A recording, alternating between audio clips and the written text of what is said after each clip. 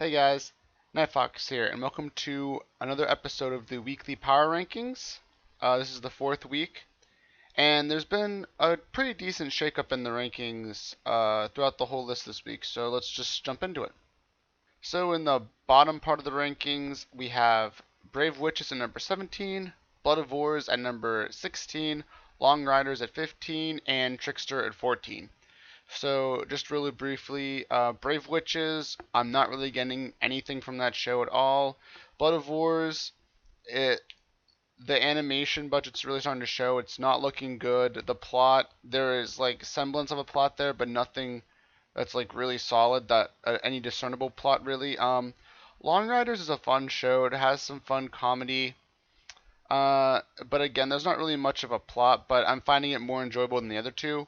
And then in regards to Trickster, I like the past two episodes. I like that we're kind of getting into the main antagonist of the series. So I'm hoping that it will continue along this path and continue with the same kind of formula they used for the last two episodes. All right, so let's continue on with the bottom half of the middle. All right, so we got some pretty decent movement here. In number 13 spot, we still have Magic of Stella. In the 12th place spot, we have Occultic 9. In the 11th spot, we have Bungo Stray Dogs Season 2. And in the 10th spot, we have Babuki Baranki. Alright, so for these shows, Magic of Stella, I'm enjoying it. It's a fun show. It has a plot, but it's like nothing really spectacular or extraordinary, so that's why I have it still just kind of hanging down here at the 13th spot. It's a fun show. If you're looking for a lighthearted show, it's pretty good for that. Occultic 9 dropped a couple spots this week just because I can still appreciate what it's doing, and I still think it's going to be one of the slow burn shows. But with the other shows really having some strong episodes this week, I couldn't just justify putting it any higher than this, just in comparison to the other shows. So until we really start to see some plot twists or the climax of the show, I don't know how high I can put it up just in regards to the other shows. So 12th spot here, but I'd expect it to go up as we get closer to the season's end in a couple weeks. So next in the 11th spot we have Bungo Stray Dogs 2. We headed back to the normal timeline this episode. We got back to the normal world that they set up in season 1. It was okay. I thought it was a little bit slow starting off. I was really hoping we'd start off with a bang. Since we spent the first 4 episodes in this flashback sequence, I was really hoping we'd jump right back into the action, uh, into the main story. But it didn't really happen this week. It felt like it was dragging a little bit, and not a whole lot was happening. So not the greatest episode to start off back in the main story, but it was a decent episode. And then number 10, Babuki Baranki Season 2. Pretty good episode. Not as strong as last week. Since last week there was pretty action packed. This week was more of a lull in the action, which is okay. We got a little bit more development along the plot and what exactly is going to be happening. But overall, again, it was a decent episode, just not as good as some of the other shows had this week. But still a decent show. I still think it's a good show.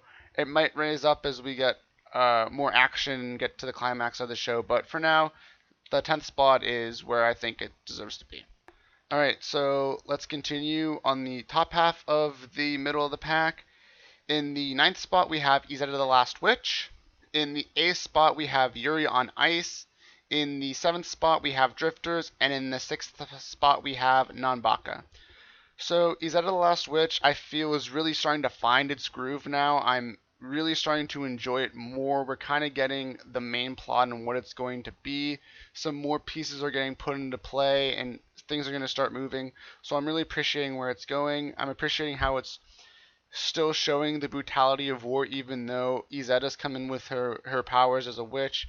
I still appreciate that even though they have her, it's not going to be super easy and just like a simple task to repel the invaders. There's still the harsh realities of war, which I really appreciate. The other big jump this week was Yuri on Ice to number 8. This episode was really surprising for me. When it started, I wasn't really enjoying it that much. I didn't think it was going to be really a strong episode. But when Yuri started to skate and we got this like whole like inner monologue thing, I think that really put the episode in a much higher spot for me because of just the insight we got into Yuri, his mind and how he's thinking and how he's just kind of dealing with this whole situation right now. I really enjoyed it.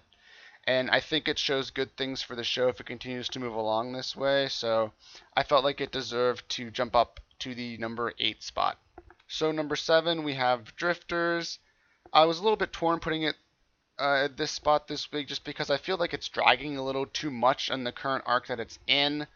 I'm still enjoying it. I still think it has some cool points here and there. I like how the tactics they use and how they're kind of explain it and all that. But I just feel like the last couple episodes have been setting up this big antagonist, and we're not really doing anything with them now, which I think is a little bit of a waste because we spent time describing and introducing these bad guys, and I feel like we're just dragging a little bit on the current arc.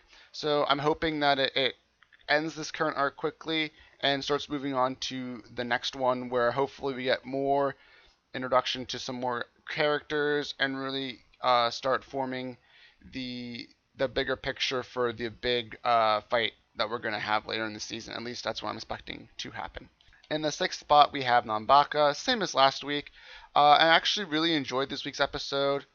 In tandem with last week's episode, we had like a 2 episode arc, which I did feel was pretty good.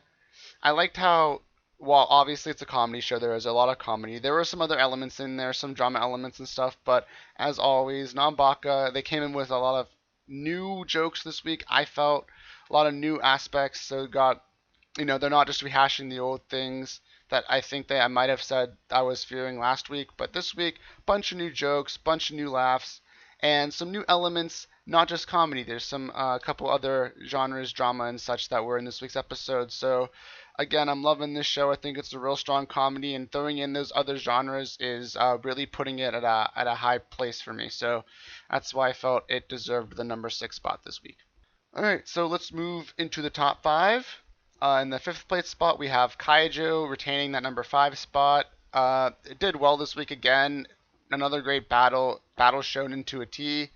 Really doing well as what it's doing. I don't really know if there's much more to say about it other than that. If you like battle shonens, you're gonna enjoy Kaijo as long as you can handle the fan service. But honestly, it's not as much fan service as I thought there would be. I think they're doing pretty tame fan service overall, so it's not that big of a deal. But yeah, I think it's just doing what it was doing, and that's being a battle shonen. So in the number 4 spot is Magical Girl Raising Project. I would have liked to put this show higher than 4, which is saying a lot just from this week's episode, but I just couldn't with the other shows this week. So unfortunately, it's going to have to settle for being in the number 4 spot. That being said, I really enjoyed this week's episode. I think it was really good.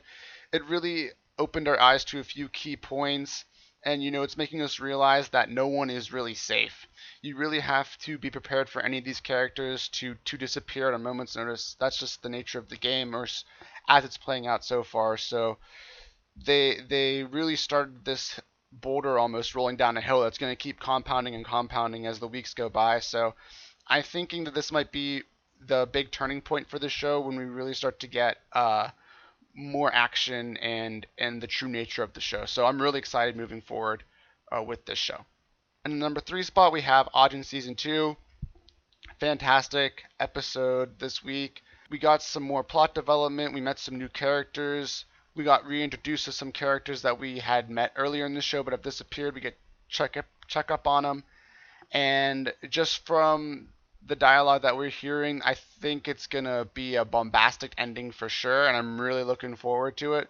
Of course, we still have a couple weeks to build up to that since we're only about a third of the way through the season, but I'm really expecting an explosive ending.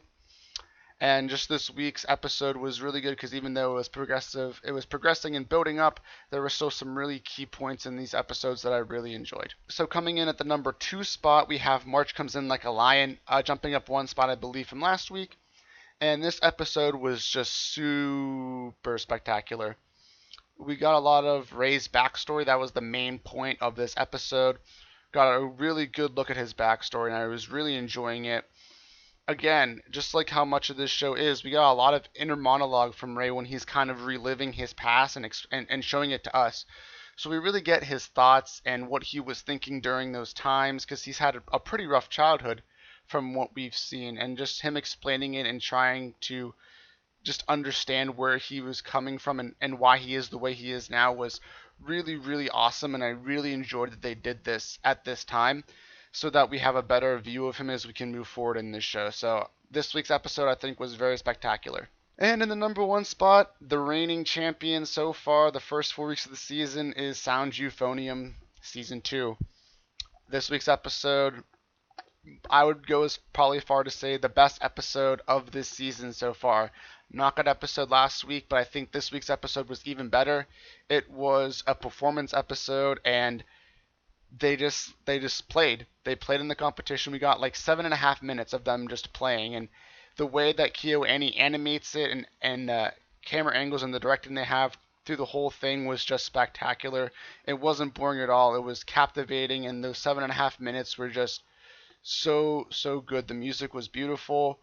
And then when you're waiting for the award ceremony, I was on the edge of my seat hoping that they made it through and got to move on to the next stage of the competition. So KyoAni just really knocked it out of the park in every sense of the phrase. Honestly, it was just fantastic episode. And if you're not watching this show, I'd very, very highly recommend you go back, watch the first season, and catch up on the second season, because this is going to be a very strong contender overall for the year even. I think this is going to be a strong candidate for anime of the year. So take that for what you will. And that's going to wrap up the power rankings for this week. If you agree or disagree with anything I said in this video, feel free to leave me a comment in the section down below. If you want to check out any of my first impression videos, I'll be leaving a link down in the description box below. I'm wrapping up on the first impressions, so I'm going to finish up the best of summer 2016 shows in the next week or two, so be on the lookout for those. If you want to be notified when they come out, just make sure you hit that subscribe button. And until then, I'll see you guys next time.